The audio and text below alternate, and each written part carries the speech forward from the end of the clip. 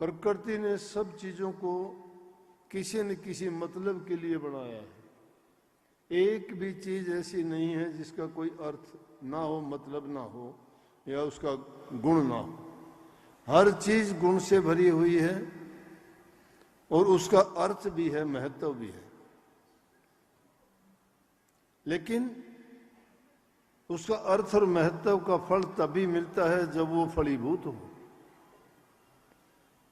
आप कोई पेड़ लगाते हो, पौधा लगाते हो, उसकी तरफ देखते हो कि कब बड़ा हो, कब इसमें फूल फल आए और कब हम उसका आनंद चखें। उसकी तरफ सब देखते हैं। अगर वो फलहीन हो जाए तो उसको शायद कोई पसंद ही नहीं करेगा, उसको आप उखाड़ के दूर फेंक दो। इसी प्रकार से सारी की सारी चीजें जितनी दुनिया में बनाई गई हैं, मालिक ने बनाई हैं, उनका महत्व है, अलग अलग है सबका। इंसान भी उनमें से एक है, लेकिन इंसान को उन सब से ज्यादा समझ दी है और उस समझ के कारण इंसान जो चाहे कर सकता है। मालिक बनाता है इन खिलौनों को जिनमें जान डालता है। ये चलते फिरते हैं, कुछ समय के लिए इस दुनिया में रहते हैं, चले जाते हैं। इंसान भी ऐसे खिलौने तो बना लेता है, लेकिन उनमें प्राण नहीं डाल सकता।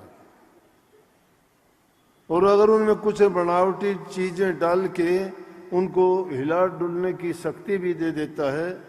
आजकल बिजली से, बैटरी से स्वचालित ऐसी चीजें बनाई गई हैं जिनको देख देख के बच्चे खेलते हैं, बड़े आदमी भी उनको देखते हैं कि उनकी शक्ल जानवरों जैसी भी बना देते हैं, इंसानों जैसी भी बना देते हैं और उनसे वो सब प्रकार के कार्य भी करवा लेते हैं।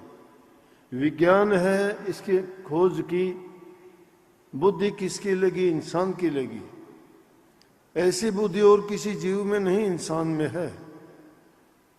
तो इन चीजों में ही नहीं, इसने उस प्रभु को जिसने दुनिया बनाई है उसको खोजने में भी कोई कमी नहीं रखी।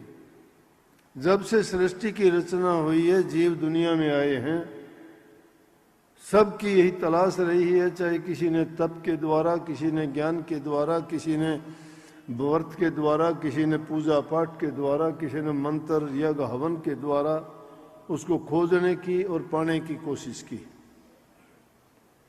इतना आसान नहीं है, क्योंकि वो एक शक्ति है जो किसी स्थूल रूप में नहीं बल्कि सूक्ष्म रूप में विद्यमान है, कण कण में होते हुए, जिसका कोई ऐसा रूप नहीं, आकृति नहीं, पहचान नहीं जिसको पकड़ सकें, देख सकें, लेकिन उस शक्ति का अनुभव कर सकते हैं।